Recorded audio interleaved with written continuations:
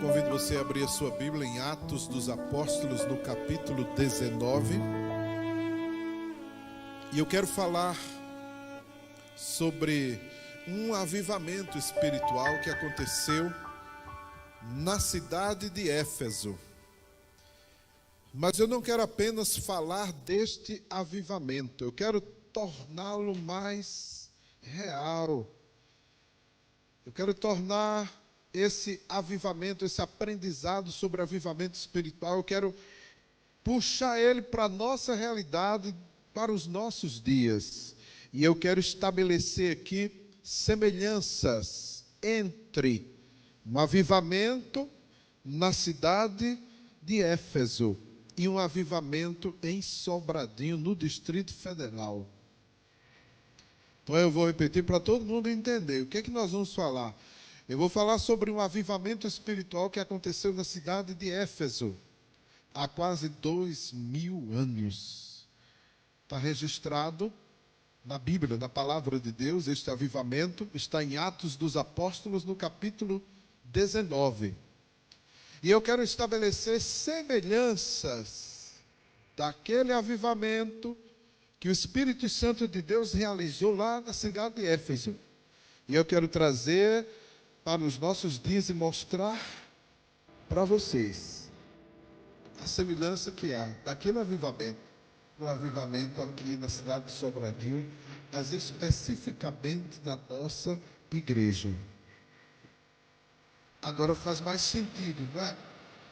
Agora a gente presta mais atenção. Eu fiquei assim maravilhado quando eu comecei a ler Atos dos Apóstolos, no capítulo 19, eu comecei a ver essas semelhanças. E eu fiquei tão maravilhado e disse, não, eu quero que a igreja toda ouça sobre isso. Quero que a igreja escute sobre este avivamento. E fiquei esperando chegar o domingo para trazer essa palavra para você, meu querido. Atos 19, a partir do verso 1, aconteceu que, estando Apolo em Corinto, Paulo, tendo passado pelas regiões mais altas, chegou a Éfeso. E achando ali alguns discípulos, perguntou-lhes: recebestes porventura o Espírito Santo quando crestes? Ao que lhe responderam: pelo contrário, nem mesmo ouvimos que existe o Espírito Santo. Então, Paulo perguntou: em que, pois, fostes batizados? Responderam: no batismo de João.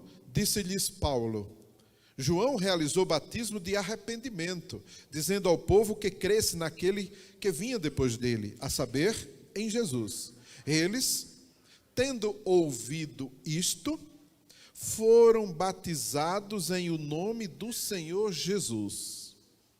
E impondo-lhes Paulo as mãos, veio sobre eles o Espírito Santo. E tanto falavam em línguas, como profetizavam.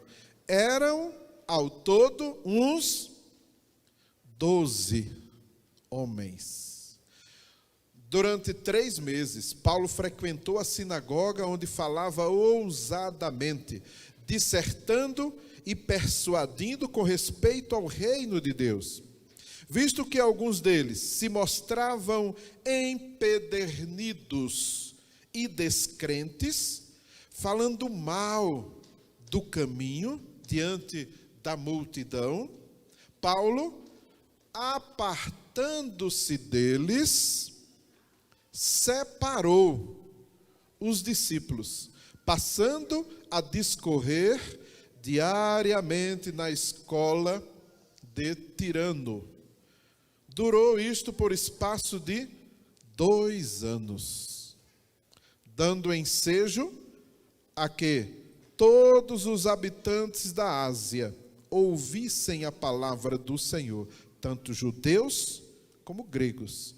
E Deus, pelas mãos de Paulo, fazia milagres extraordinários, a ponto de levarem aos enfermos lenços e aventais do seu uso pessoal, diante dos quais as enfermidades fugiam das suas vítimas e os espíritos malignos se retiravam.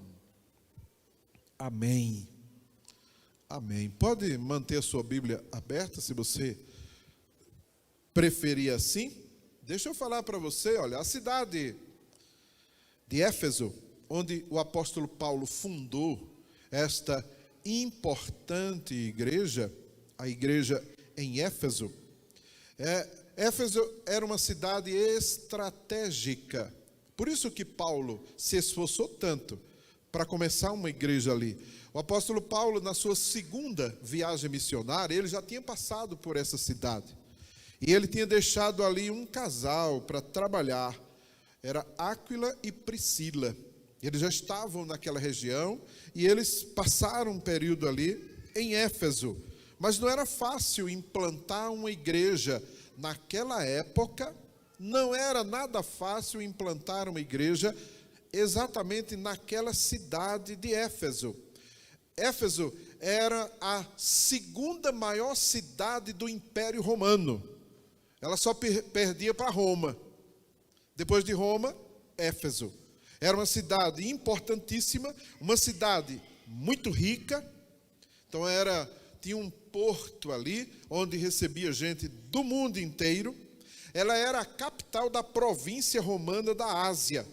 Era o maior centro comercial de toda aquela região. Ela chegou a ter, naquela época, 300 mil habitantes. Olha o tamanho da cidade. 300 mil habitantes. Éfeso, ela tinha templos enormes. A cidade de Éfeso tinha um anfiteatro com capacidade para 25 mil pessoas. Mas não era o maior anfiteatro, ou espaço, ou templo. O maior templo naquela cidade era o templo levantado para adoração à deusa grega chamada Ártemis. Era a mesma deusa que os romanos chamavam de Diana dos Efésios. Esse templo tinha 3.500 metros quadrados. Tinha 100 colunas. Tinha uma capacidade para botar ali mais de mais de 30 mil pessoas espalhados ali. Esse templo da deusa era considerado uma das 7 maravilhas do mundo. Era uma cidade tipo Juazeiro do Norte, lá no Juazeiro do Norte, no Ceará. E todo mundo ganhava dinheiro vendendo santinho, para a gente ter ideia como é que era. E o apóstolo Paulo chega naquela cidade e diz: essa é uma cidade estratégica, vamos montar uma igreja aqui. Mas para entrar naquele território, a resistência no mundo espiritual era enorme. E a resistência no mundo físico não era menor. Então era muito difícil ele estabelecer ali uma igreja. Quando eu estava lendo esse texto de Atos, capítulo 19, você pode ler o capítulo inteiro, eu fiquei impressionado, porque foi um grande avivamento espiritual que aconteceu naquela cidade em Éfeso, que criou a condição, a possibilidade de se levantar uma igreja naquela cidade. Então, só mesmo um avivamento para abalar as estruturas daquela cidade, estruturas políticas, estruturas sociais, porque tinha uma cultura ali presente de adoração a ídolos e um negócio rentável. Então, olha o desafio. Aí o avivamento começa com o batismo com o Espírito Santo. Todo avivamento começa com o batismo com o Espírito Santo. Não tem avivamento espiritual sem que o Espírito Santo de Deus comece a agir. O texto diz em Atos 19, verso 3 em diante, que o apóstolo Paulo pergunta àquele pequeno grupo de discípulos de João o Batista, que tinham sido batizados ali, no batismo do arrependimento de João. E Paulo pergunta para eles: por acaso você já ouviu falar do batismo aí com o Espírito Santo? E eles dizem assim: a gente não sabe nem o que é Espírito Santo. A gente nunca nem ouviu falar disso. E aí Paulo explica para eles o que era o Espírito Santo, como é que funcionava o batismo. Não dá para a gente imaginar aqui que o Lucas, que escreveu o livro de Atos dos Apóstolos, iria colocar todos os detalhes, todas as reuniões, todas as explicações. Entenda que é uma carta que está sendo, um texto, né, histórico que está sendo escrito ali, e não cabe tanto detalhe. Então Paulo resume e diz: expliquei para eles o que era o batismo com o Espírito Santo. E perguntei: vocês querem? E eles disseram: queremos. Batizamos eles em nome de Jesus, e agora impomos as mãos e eles receberam o Espírito Santo. Qual é a semelhança que tem com a nossa história de avivamento? O nosso avivamento teve início com o batismo com o Espírito Santo. A gente nem sabia o que era isso. Alguns sabiam, tinham ouvido falar, mas até doutrinariamente não concordava, que era inclusive o meu caso. E aí as mulheres foram para um encontro com Deus, e lá naquele encontro com Deus, elas foram batizadas com o Espírito Santo. Eu não sei exatamente quantas mulheres estavam naquele encontro, naquele primeiro, mas eu sei que eu tinha conversado com a Eunice, com a Viviane e com a Liliane. Eu não sei quantos anos elas tinham na época, então 20 anos, para não denunciar a idade delas, né? Pronto, então, eram adolescentes, nasceram dentro da igreja, e a gente não sabia o que era esse negócio do Espírito Santo. Quem mais que foi naquele encontro das mulheres? Quem estava naquele encontro? Pastora Dalva estava lá, olha aí. Quem mais? Rosilda, olha a Rosilda ali levantando a mão, estava lá. Quem mais estava naquele encontro? Bom, opa, ali Luizabete. É isso mesmo, Luizabete estava lá também. São testemunhas daquilo que Deus fizeram na vida delas. Elas foram para o encontro. E eu falei para a Eunice muito preocupado, dizendo que ela precisava ter muita cautela, porque lá tinha um negócio de cair, e não sei o quê, olha lá, e foi tanta recomendação. Aí elas voltaram do encontro, e voltaram, as três querendo falar de uma vez o que é que estava acontecendo e o que aconteceu. E eu disse assim: não, calma, desmancha as malas e a gente vai conversar. Não, mas é tremendo, é não sei o quê, e vocês têm que ir. Não, peraí, menina, que negócio. Porque, mas calma, vamos ver o que aconteceu lá. Olha, foi tremendo, fale aí. Não, primeiro a gente tem que orar. Não, me fala, não precisa orar para falar. Não, tem que orar, porque não é assim não. Eu digo: meu Deus, tá, ora, menina. Aí começou a orar e caiu as três na unção. Eu digo: agora pronto. Socorria uma, aí eu olhava para a outra e começava a falar um negócio que eu não entendia. Eu digo: não, fale direito, eu não estou entendendo nada. Batismo com o Espírito Santo dá início a todo avivamento espiritual. Todo crente deveria ter uma experiência dessa com Deus. Todo crente deveria ter uma experiência dessa com o Senhor. Mesmo que não creia, experimente. Porque fulano... Não, é você e Deus. É você e Deus. Quem já foi batizado com o Espírito Santo aqui? Levanta a mão assim, ó. Glória a Deus, aleluia. Aquele que ainda não teve essa experiência, eu quero que você tenha essa experiência com Deus hoje, para você sentir o que é o fogo do avivamento espiritual, para você sentir o que é o fogo do Espírito Santo de Deus, o batismo com fogo. Quando elas foram para o encontro, elas incendiaram a gente. E aí a gente foi ao encontro. Na semana seguinte, se não me falha a memória, aí estava eu, pastor Severo, Clemilton estava lá, 3. Quem mais? Carlito? Estava não, Carlito, ficou com medo e não foi. Quem mais estava lá naquele... Cadê os homens? Só? Só. 1, 2, 3. Só escapamos nós 3. E a gente viu. E quando chegou um determinado momento ali, com aquelas experiências com o batismo com o Espírito Santo, eu disse para Deus, eu ainda me lembro, Senhor, eu me rendo, eu acredito em tudo, então nem precisa me derrubar, tá bom?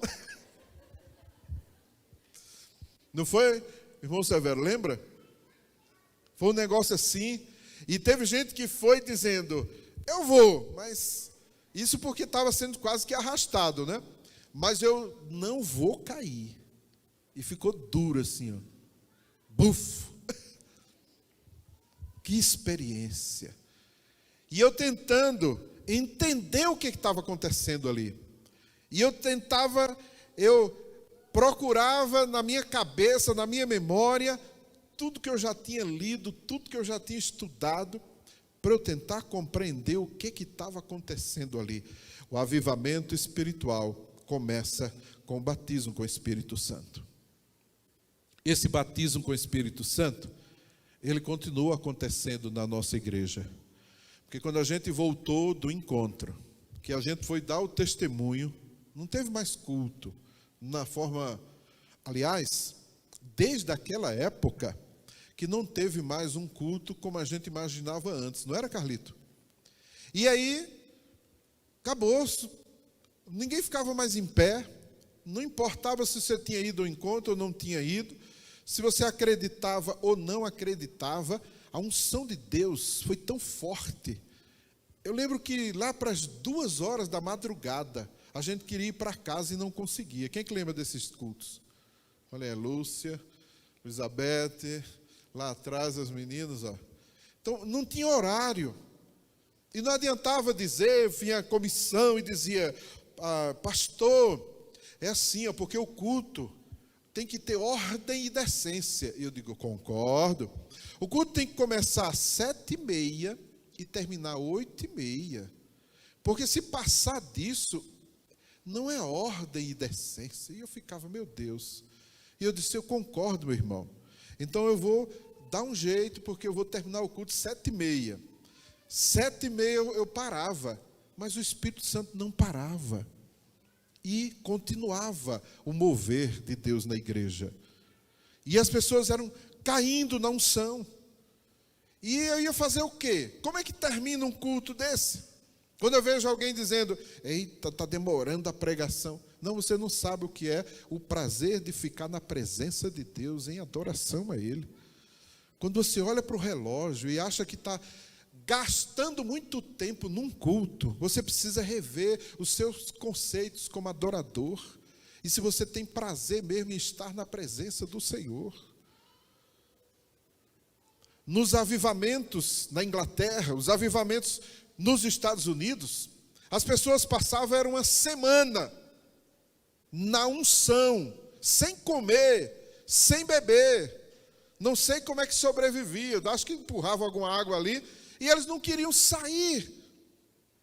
Não queriam, era a unção de Deus, o sobrenatural. A igreja em Éfeso foi abalada, a cidade de Éfeso, porque a igreja estava começando ali. Com o batismo com o Espírito Santo, estava começando uma nova igreja para um novo tempo. Quem lembra disso? Muito bem. Segunda semelhança, a visão celular no modelo dos 12 foi implantada. Sabe quantos homens receberam o batismo com o Espírito Santo na cidade de Éfeso? Isso mesmo, 12. E eu fiquei pensando, quando aqueles homens, 12 homens, foram batizados com o Espírito Santo, começou uma igreja ali, uma igreja de um grande e poderoso avivamento espiritual. Quando a nossa igreja transicionou para a visão celular no modelo dos 12, oficializou-se uma nova igreja, uma igreja poderosa na evangelização, no seu testemunho.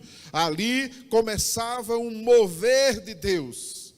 A cidade de Éfeso quando fechou os seus 12, começa os 12 ali, pegou fogo na cidade. Éfeso começa o seu avivamento com 12 escolhidos por Deus ali. Certamente que Deus queria transmitir alguma mensagem para aquele povo. Por que 12? Os judeus tinham que olhar para aqueles 12 e no mínimo lembrar as 12 tribos de Israel. No mínimo.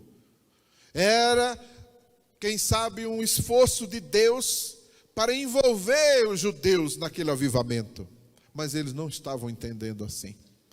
Era um esforço de Deus para envolver toda a nossa igreja da época. Mas a maioria não conseguia entender assim. Por mais que a gente tentasse explicar, não tem jeito. Parece que não entrava. E aí vieram os encontros, aí vieram as células, aí vieram as orações, e aí vieram os jejuns, e aí a igreja pegou fogo. E eu lembro na época que eu li um livro, e o título do livro era Socorro, a minha igreja avivou, e eu não sei o que fazer. Era eu. E agora, o que eu ia fazer? O que eu ia fazer com tudo aquilo que estava acontecendo? Terceira semelhança: disputas, resistências e críticas.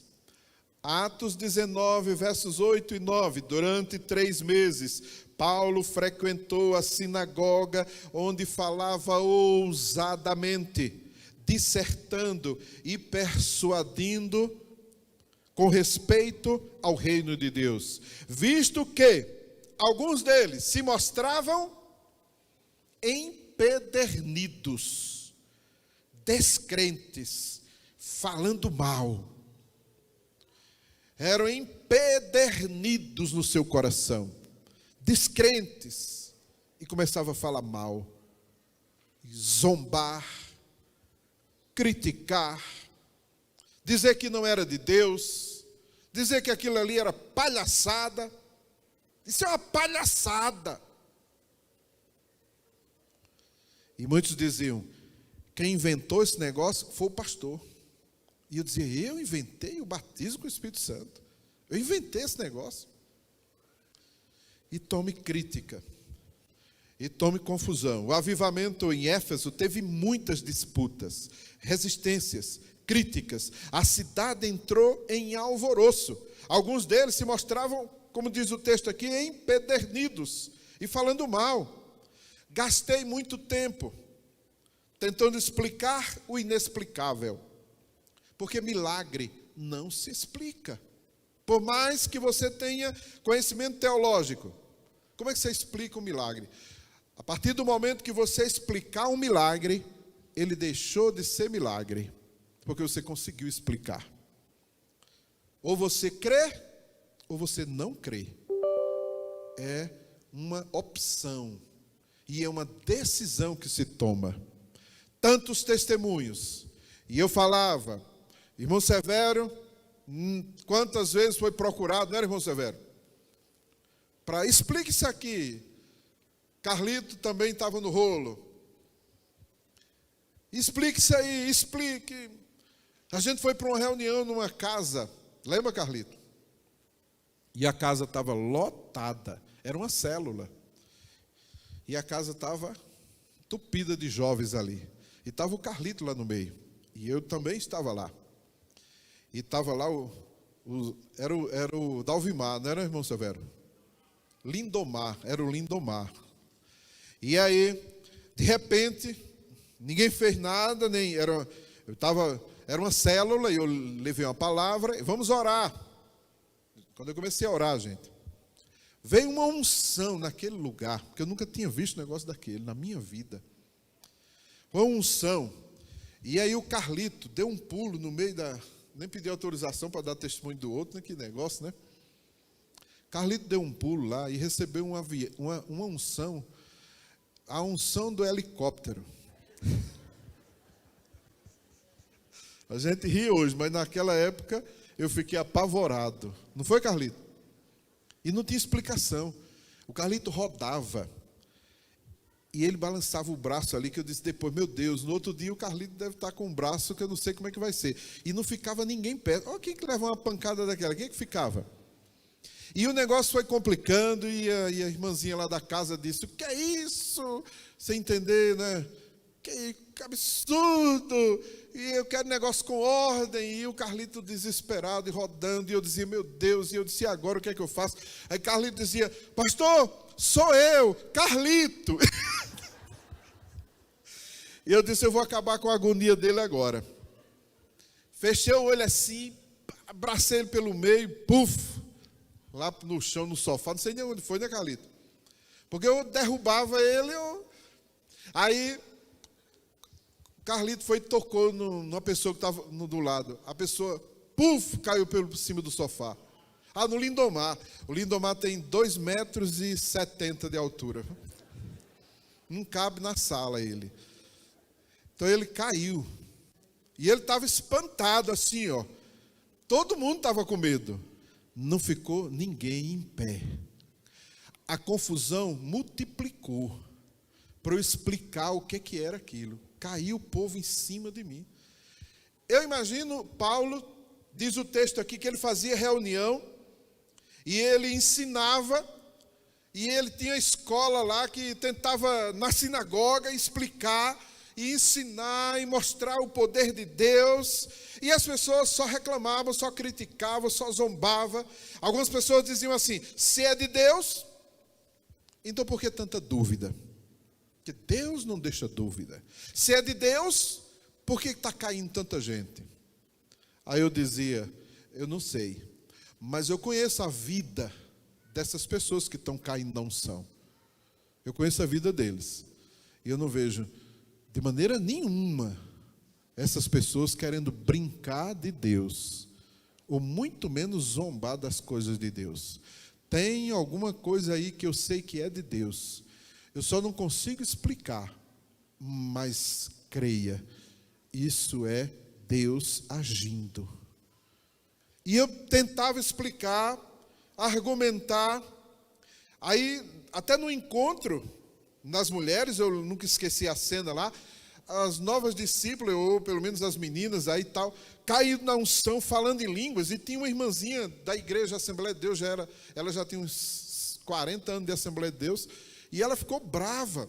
Aí ela subiu numa cadeira, no meio do encontro lá, e começou a gritar e dizer, isso é um absurdo, eu estou há 40 anos, e não fui batizado até hoje, e essas meninas aí chegaram agora, e não sei o quê, uma briga. Começaram as críticas. Próxima semelhança. A separação foi inevitável. Atos 19, verso 9. O que é que diz o texto? Visto que alguns deles se mostravam empedernidos e descrentes, falando mal do caminho diante da multidão, Paulo, apartando-se deles, separou os discípulos, passando a discorrer diariamente na escola de Tirano. Paulo sai da sinagoga, se separa dos judeus e chama os discípulos. Naquela época eu lancei mão de uma estratégia. Eu disse, se as pessoas querem experimentar a unção, querem ver o poder de Deus, o milagre de Deus, então vamos fazer o seguinte, vamos criar um culto só para isso. Não venha quem não crê. Por favor, fique em casa. Só quero aqui os que, a meia dúzia, que quer, que crê. E começamos o culto na sexta-feira. E quando eu cheguei para o primeiro culto, não cabia mais de gente. Eu disse, espera aí, eu avisei que só era entupido o culto. Quem é que lembra disso? E não tinha mais hora para terminar. E ninguém ficava sem ver o milagre e o sobrenatural de Deus ali. Com a unção de Deus, com milagres, sinais, maravilhas. Era um negócio que até as pessoas da cidade começaram a falar e aparecer por lá. para receber cura, para ver o que estava acontecendo. A gente teve que separar os discípulos, porque água e óleo não se misturam. Quem está no óleo da unção não se mistura com o incrédulo, com o descrente, com aquele empedernido, com aquele crítico, com aquele zombador, e por aí vai, que tinha de todo jeito. E Deus foi fazendo uma separação. Deus foi separando naturalmente, ou não, mas o fato é que a igreja começou a crescer e a igreja começou a receber gente nova, muita gente nova. E aí a gente começou a ver nitidamente a separação que começava a acontecer na igreja. E por mais que eu visitasse até as pessoas, que eu conversasse, eu cheguei para uma pessoa uma ocasião e disse: olha, eu vim aqui, eu orei, e eu quero dizer que você é muito importante na obra de Deus, e eu quero abrir meu coração e dizer para você, meu irmão, eu não estou fazendo nada, não estou inventando nada, isso aqui é de Deus. Se é de Deus, então me mostre agora. Mas eu vou mostrar como, meu irmão? Olha, o que eu posso fazer é orar por você. Quer que eu ore? Sem botar a mão em mim. Não vou botar nenhum dedo. E orei. E a pessoa se apavorou, foi caindo para trás e disse: para, eu acredito. Desse jeito. Desse jeito. E Deus começou a trabalhar o avivamento no coração dos incrédulos. Eles estavam na igreja há muito tempo, mas eles não conheciam o poder de Deus. E começaram a ver isso. E começaram a se espantar com isso. A gente viu os discípulos que eles recebiam a nossa orientação, sem problema nenhum, sem resistência, sem tantas perguntas. Porque o discípulo obedece primeiro e pergunta depois. Mas o membro de igreja, ele questiona primeiro, para ver se obedece depois. Porque ele não confia.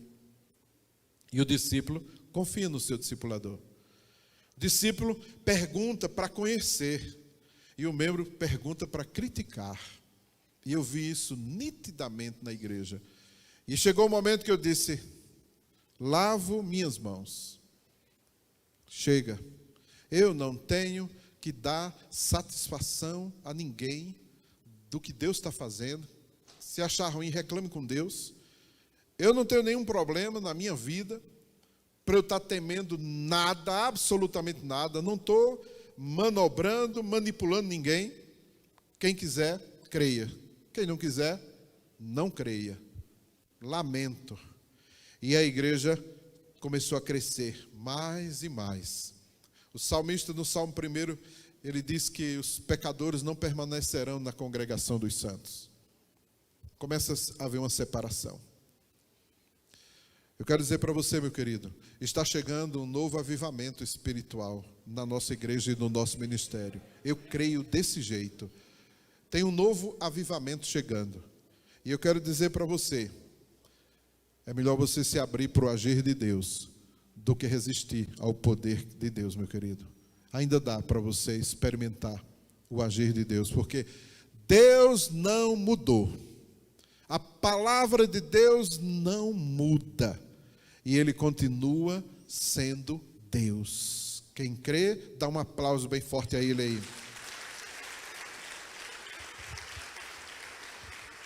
Toda a igreja evangelizava. A igreja em Éfeso começou a se mobilizar evangelizando todo mundo. A nossa igreja, todos evangelizavam. Todos sabiam as 4 leis espirituais. Quem conhece as 4 leis espirituais? Olha aqui o folhetinho. Quem não conhece, levanta a mão. Quem não conhece esse folheto? Pode levantar. Você vai ganhar um agora. Cadê? Quem não conhece? Olha aqui um. Pega aí, por favor. Tem em cima um bocado aí. Distribui mesmo, agora mesmo. Pode passar para você ler. Ó, ali atrás, ó. É uma estratégia muito simples. Quem é acanhado, tímido, pega um folheto desse, leu. Pode dar em quem levantar a mão aí, pode dar que tem mais aí. Deve ter uns 30. Pode dar mesmo, tem gente ali no canto. Aí a pessoa lê esse folheto e já sabe evangelizar. Quando ele termina de usar esse folheto, a pessoa está lá dizendo, eu quero Jesus, e orando com a pessoa. A igreja toda se envolveu na evangelização. Aprendemos as 4 leis espirituais. Toda a igreja aplicava todo o tempo. É um estilo de vida. A nossa função é anunciar o evangelho. Não é converter ninguém. A gente anuncia e deixa os resultados com Deus. É Ele que vai fazer a obra. O problema é que a gente não está anunciando como deveria. Aí as pessoas não se convertem. Aí o Espírito Santo não age. É muito simples. É só falar de Jesus para as pessoas. Diga aquilo que Jesus fez com você. É muito simples. Basta você dizer para as pessoas, Jesus fez isso comigo. Você quer que Ele faça o mesmo com você? Porque se Ele fez comigo, Ele pode fazer com você. Mas se Jesus não fez nada com você, se você não mudou a sua vida, se você não foi impactado pelo poder de Deus, então você não vai poder falar nada, porque não aconteceu nada com você. Então, se você é desses que ainda não aconteceu nada, não perca a esperança, ainda vai acontecer. Deus vai agir na sua vida. Quem crê, diga amém. Milagres, curas e libertações. Atos 19, no verso 11. E Deus, pelas mãos de Paulo, fazia milagres extraordinários, a ponto de levarem aos enfermos lenços e aventais do seu uso pessoal, diante dos quais as enfermidades fugiam das suas vítimas, e os espíritos malignos se retiravam. Todo culto na nossa igreja tinha libertação. Todo culto tinha gente sendo liberta. Tinha curas, milagres, maravilhas. Olha aí, Luizabeth que estava lá, estava com problema de coluna, não era, Luizabeth?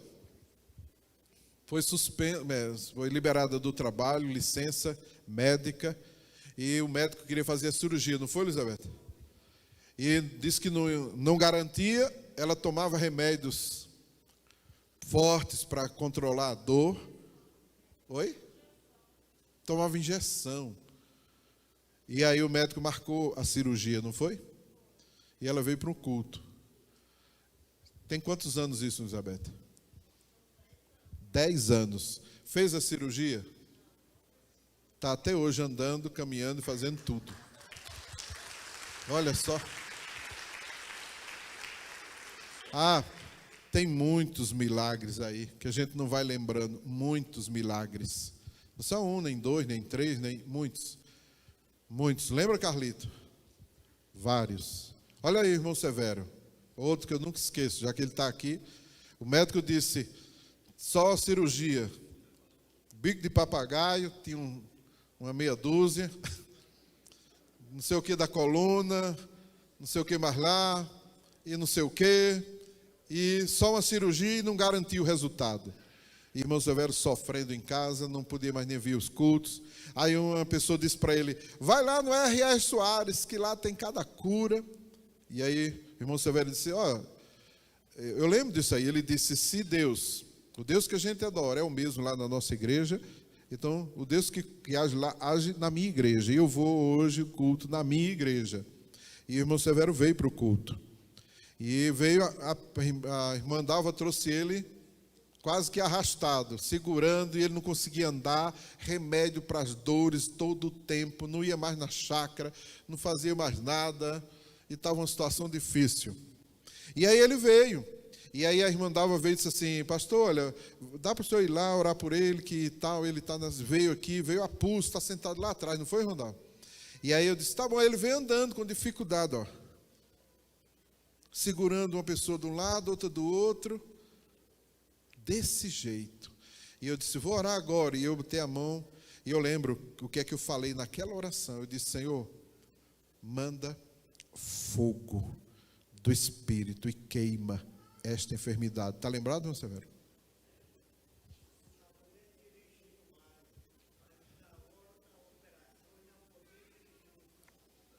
Ainda voltou dirigindo, foi? nem dirigindo estava. E aí foi a irmã Dalva que dirigiu, trazendo ele para o culto, a pulso, de dor. Quando eu botei a mão na cabeça dele, que eu orei por ele, ele caiu. Aí eu disse, pronto, quebrou o resto agora. Disse, agora, meu Deus. Aí os irmãos, não toca nele, deixa ele quieto aí. Vamos ver como é que a gente levanta ele agora. Porque do jeito que ele estava, e aí mais gente para orar e tal, e a gente orando, daqui a pouco, o irmão Silvério começa a se levantar sozinho. Aí corre lá, ajuda ele, se levanta meio. Aí sai o bêbado. Sai o bêbado, né, zonzo, e segura ele, vai cair de novo. E ele tombando e segurava, e daqui a pouco está ele curado. Não voltou mais nem no médico. Até hoje não fez a cirurgia. No outro dia ele foi para a chácara. E eu fui lá com ele. Mas, irmão, sabe como é que não é? Estou aqui, arranca essa macaxeira aqui. Quem disse que eu consegui? Ele pegou lá a macaxeira do chão. Vrá, e eu disse, meu Deus, quem estava sem poder. Lembra, irmão Severo, disso? E lá trabalhando na chácara. Chegou lá, foi botar a mão lá no mamão, a cobra picou ele. O irmão Severo não é fácil não, viu? A cobra morreu na hora. Puf.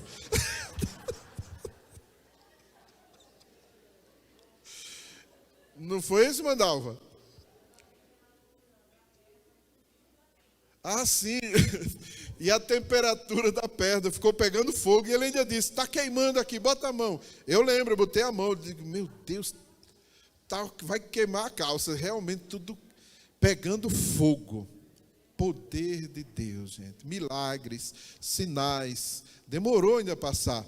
Sinais, maravilhas. Isso é avivamento espiritual. Deixa eu dizer mais outras. Confissão de pecados e queima de objetos. Sim.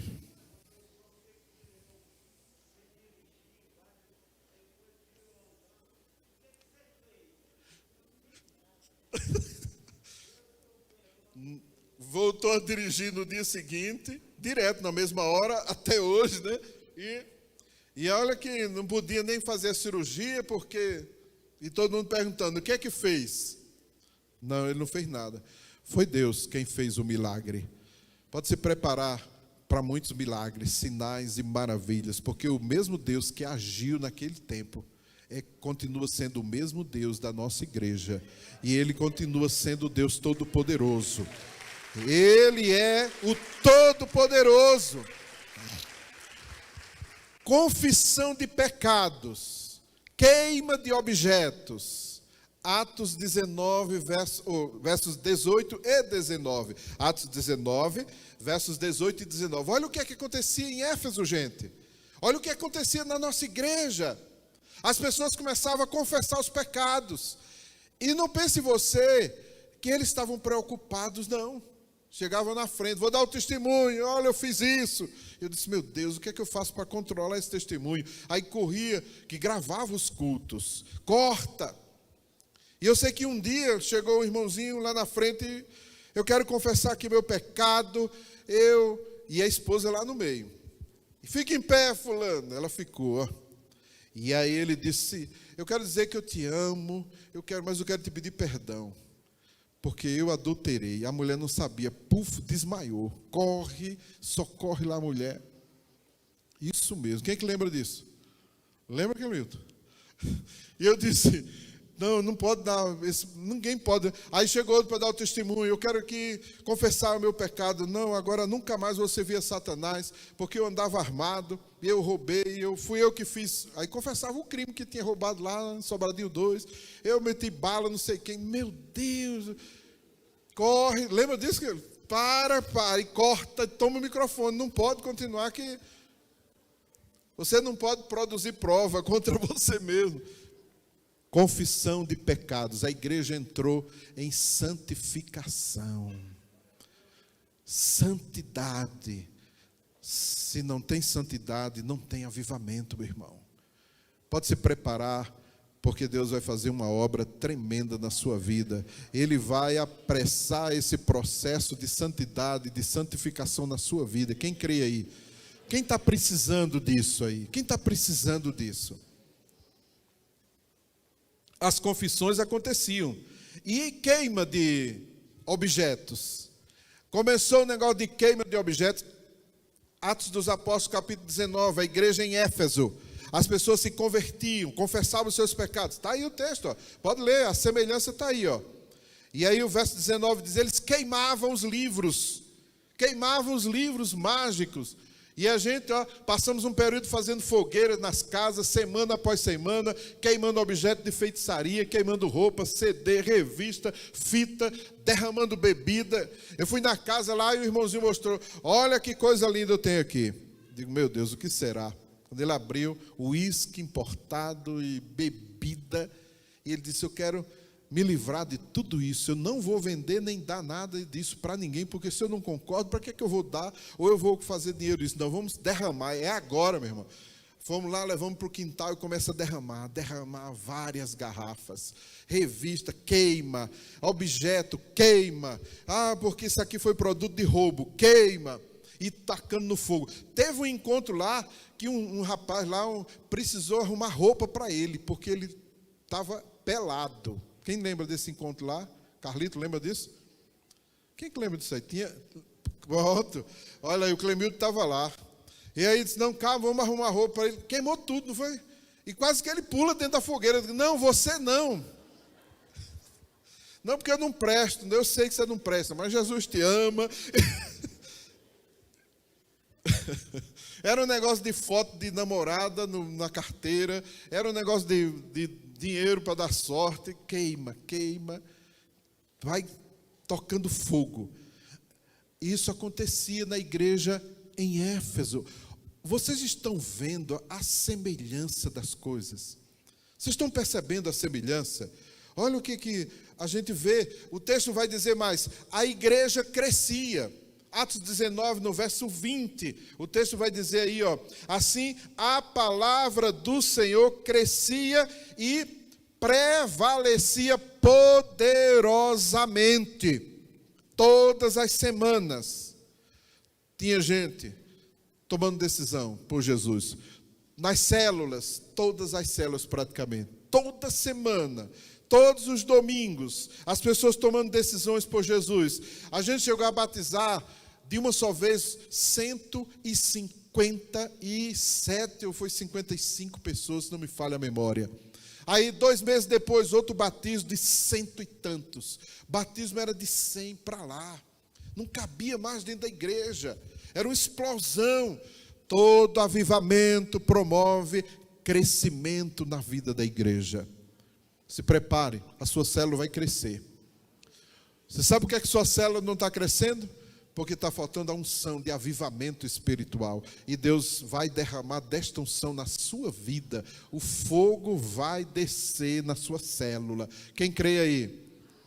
Quantas vezes nas células isso acontecia, as pessoas ficavam espantadas com o agir de Deus. Lembra, Rosilda? Na célula da Rosilda mesmo, uma reunião de célula lá, não foi, Rosilda? Todo mundo demoniado, olha, possesso. Lembra, Rosilda? E foi um desespero para lá, expulso o capeta, e ficava possesso o dono da casa, e ficava possesso o visitante, e se chegava mais gente, ficava também, e saía expulsando o capeta. Um encontro das mulheres, foi tanta mulher endemoniada, que foi um negócio assim impressionante. Lembra disso? Não era moleza, e a igreja crescendo. Não cabia mais, a gente foi para o teatro da cidade. Não cabia, a gente alugou o teatro. Passamos bem 1 ano ou mais usando aquele teatro. Acho que era um salário mínimo, não era, Clemilton, que a gente pagava por evento, por domingo, parece. Era 4 salários, era um salário por mês, era para quem tentava fazer os cultos lá. Aí não cabia de gente.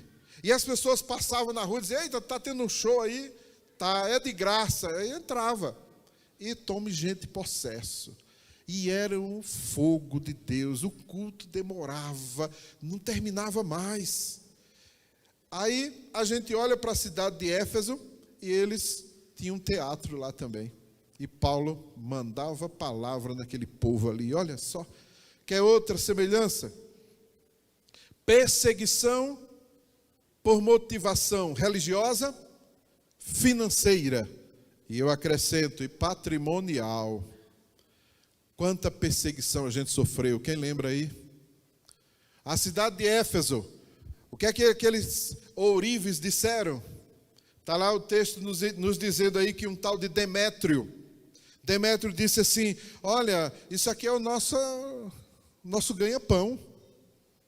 É dinheiro isso aí, ó. Se esse negócio aí avançar, como é que a gente vai vender os nichos, as imagens da deusa Diana dos Efésios? Nós vamos ter um prejuízo muito grande. Isso dava muito lucro aos artífices, e eles, convocando juntamente com outros da mesma profissão, disse-lhes: senhores, sabeis que deste ofício vem a nossa prosperidade. E aí chega esse Paulo aí e está acabando com o nosso lucro. Perseguição por motivação religiosa. E o texto vai dizendo aí: eles se encheram de furor e levaram Paulo, levaram os pregadores ali, a igreja que existia da época, os líderes, e levaram numa assembleia. E disseram: nós vamos resolver isso agora, e queriam matá-los. Perseguição religiosa pelos pastores da convenção. E eu fui chamado uma vez, fui chamado duas vezes, para explicar. Não, explica aí como é que é esse negócio. A igreja está renovando e papapá, e reunião, e depois ameaçando: olha, porque isso aí. E depois me expulsaram da ordem dos pastores. E depois chegaram na igreja com a carta: saia da igreja, leve as pessoas que concordam. E eu disse: mas como é que eu vou fazer isso? Primeiro, a igreja não é minha, eu não posso dar para vocês. O templo é dos membros, não posso dar uma coisa que não é minha. E segundo, está todo mundo junto, como é que eu vou fazer? É você que pensa. Mas como é que eu faço com o povo? Problema seu. O que a gente quer é o templo. Não queremos as pessoas aí, pode levar. Era templo, era dinheiro, e a confusão estava armada. E a gente tentou resolver a questão pacificamente, mas não deu. Chegou um oficial de justiça: o senhor está sendo processado agora. Fui parar na justiça. E foi muita luta. Não quero saber dessa confusão. Eu quero o patrimônio. Era dinheiro. E o processo se arrastou anos. E aí os advogados cansaram, ganharam dinheiro. Aí depois o Clemilton se formou. Depois quem mais? O Júnior. E não, para fazer essas besteiras a gente não cobra nada. Vamos defender a igreja. E numa audiência dessas, aí a confusão foi armada e o juiz ouviu toda a verdade. Irmão Severo foi testemunha naquele dia e deu um testemunho assim que deixou o desembargador impressionado. Já era em segunda instância. E aí o negócio disse: agora a gente ganha. E aí o advogado da convenção, não foi, Clemilton? E que era o presidente, chegou para o Clemilton e chamou ele lá no canto: vamos conversar aqui. Você me dá 500 mil. Não foi, Clemilton? E a gente resolve o problema. E o Clemilton disse: mas doutor, onde é que eu vou arrumar esse dinheiro? Não tem dinheiro não. Você está pensando o quê? O povo é pobre, estamos em luta, não é fácil não. Não, porque dinheiro, templo, patrimônio. Não quer saber de outra coisa. Não quer saber do povo. É dinheiro. E tome processo. E foi rolando. E Deus fez um milagre. E a gente escapou. Mesmo estando certo. Mesmo com todos os direitos. A influência política aconteceu. E a gente perdeu. Mas nós temos um Deus que faz milagres. E o milagre aconteceu. E a gente escapou. Não foi assim, Clemilton? Ainda tem processo rolando. Corta. Vocês nem sabem das lutas que a gente já passou por causa desse avivamento. Vocês nem imaginam a podridão do que a gente já enfrentou e do que a gente já ouviu e do que já vimos. 10º, retaliações de Satanás. Atos 19, verso 29 a 32. Pode olhar na sua Bíblia aí, porque eu estou avançando para eu terminar. Retaliações de Satanás. Todo avivamento atrai a revolta do inimigo. Satanás fica possesso. Ele não quer que a igreja entre em avivamento espiritual. Satanás não quer que você se consagre a Deus. Satanás não quer que você busque o batismo com o Espírito Santo na sua vida. Satanás não quer ver você envolvido na obra de Deus. Satanás vai te dizer e vai te convencer que você não pode, que você não tem tempo, que isso não é para você, e vai tentar te arrancar dos caminhos do Senhor. Enfrentamos várias vezes o diabo assim, cara a cara, várias vezes. Eu lembro, numa primeira manifestação maligna, uma jovem ficou possessa, e a gente foi orar, e dizendo, vamos orar, vamos expulsar, e o Satanás com a voz de terror, era a voz de um homem numa adolescente, numa jovem, e Satanás dizia assim, eu estou aqui há muito tempo. Eu estou aqui há muito tempo. Pode cantar, porque eu conheço esses hinos todinhos. Pode cantar, conheço tudo. Estou aqui há muito tempo e eu não saio. E a gente teve que lutar com aquele demônio para expulsar aquele capeta. Uma possessão, uma vez, a gente estava no culto, já foi aqui.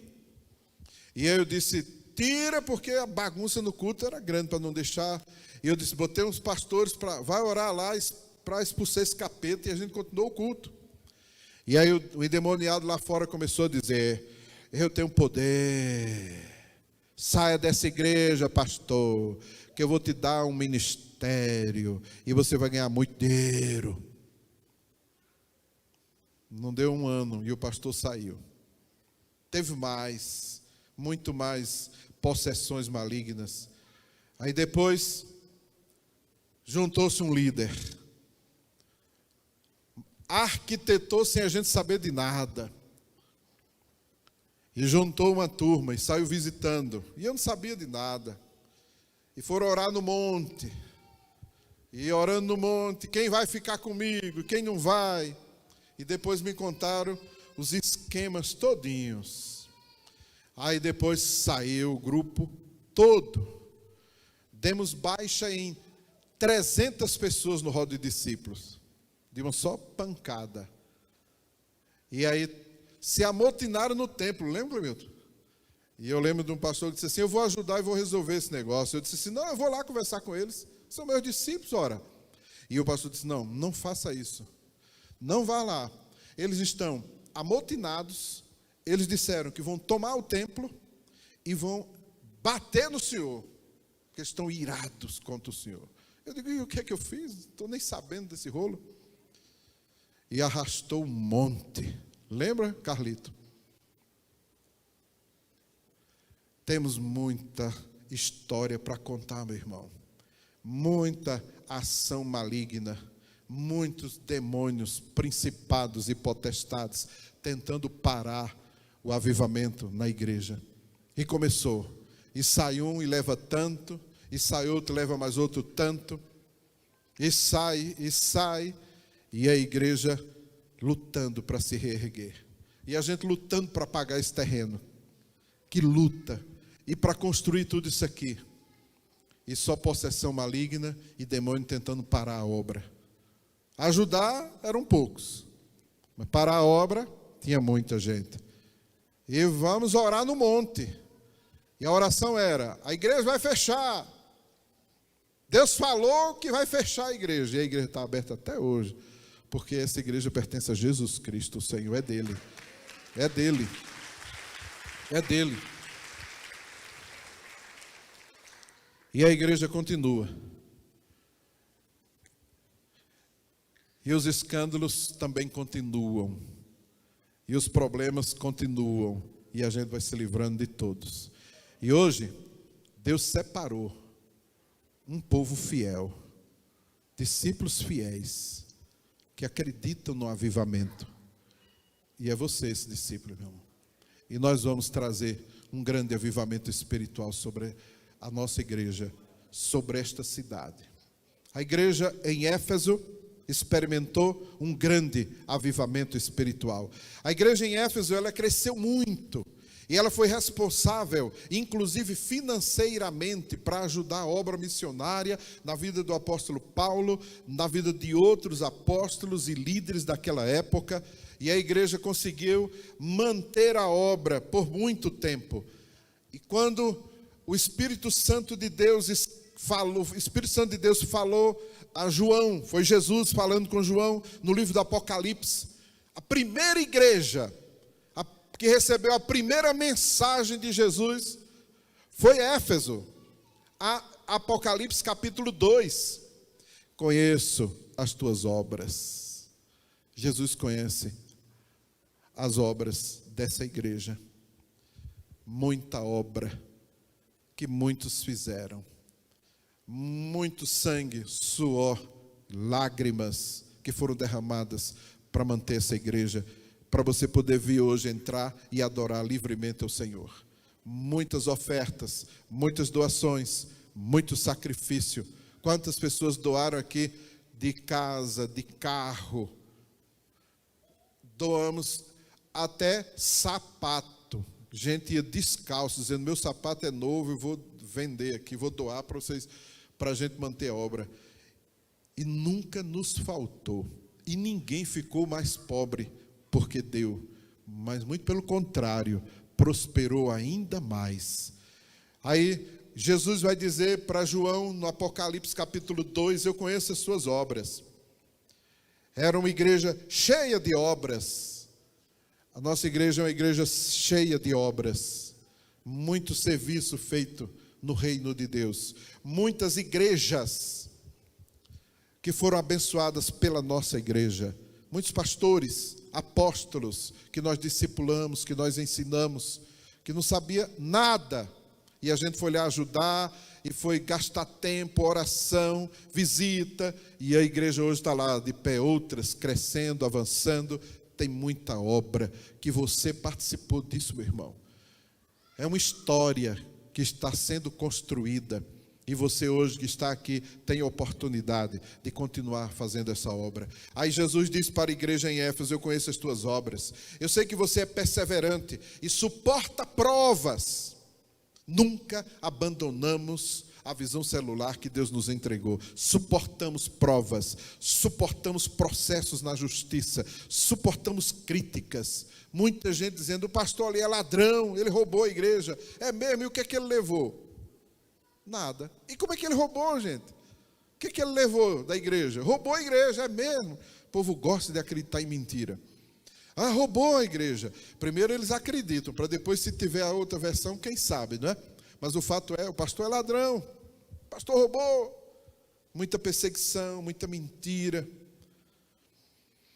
Odiamos as obras dos nicolaítas. Apocalipse 2 diz assim, eu conheço vocês, conheço as suas obras, vocês odeiam, assim como eu odeio as obras dos nicolaítas. Sabe quem são os nicolaítas? São aqueles que dominam sobre o povo, são os manipuladores das pessoas. Manipula, arranca o que ela tem e arrasta para tirar da igreja. O negócio é tirar da igreja, é lutar contra a igreja, é demônio purinho e ninguém quer ver isso, é? Mas a gente bota o olho e já sabe, isso é obra do maligno. Onde é que Deus vai trabalhar arrancando as pessoas da igreja? O que é que a igreja fez de errado? Não, mas é porque o quê? É porque o pastor, vai ver a vida do pastor, pela misericórdia de Deus, vai ver se eu ando adulterando, vai ver se eu ando me prostituindo com ovelhas da própria igreja e do rebanho, vai ver se eu dou calote e roubo alguém, vai ver se eu compro e não pago. O que é que tem para me acusar? Então, pelo sangue de Jesus, que purifica todos os nossos pecados e os meus, nada, para a glória do Senhor. E em nome de Jesus, que o Senhor me conserve. Então não tem como. Aí os nicolaítas são aqueles que manobram, são os falsos pastores, falsos apóstolos, que não possuem os requisitos éticos e morais para serem pastores. Mas, no entanto, tem um monte de tonto, cabeça de vento, que segue e vai. Então fique esperto, meu irmão, porque nós vamos entrar num grande avivamento espiritual e vão tentar te arrancar dos caminhos do Senhor. Esse filme eu já assisti e nós vamos ver isso de novo, infelizmente. A gente avisa, mas tem uma coisa dessa igreja de Éfeso: não esmorece. É como a gente, nós não esmorecemos jamais. A gente não desiste. Nós não deixamos de crer num grande avivamento espiritual. Eu sou teimoso. Eu creio nesse avivamento. Jonathan Edwards, Deus usou aquele pastor no século XVIII para promover um grande avivamento espiritual. E ele avivou toda a Nova Inglaterra. E depois, o avivamento foi caindo com perseguições, com demônios, com gente dizendo que aquilo não era de Deus, proibindo as pessoas de irem para o culto, uma confusão. Apagaram o avivamento. Mas você já viu aquelas fogueiras que você apaga e pensa que está morta? E quando você bota o pé, meu irmão, é uma queimadura. Não é não, gente? Está lá cinza assim, mas se você assoprar, meu irmão, aquela cinza, o fogo está queimando ali embaixo. Essa igreja nunca deixou de ter gente acreditando no avivamento. O fogo está queimando e você não está vendo, mas vai explodir e as chamas vão se levantar. Jonathan Edwards provocou a segunda onda de avivamento espiritual, porque ele acreditou que podia retomar o avivamento. 4 anos depois da primeira onda de avivamento, veio uma segunda onda, maior ainda, que varreu toda aquela região. Se prepare para esse avivamento, meu irmão. Quem quer ser essa tocha de avivamento? Fique de pé, comece a orar por isso.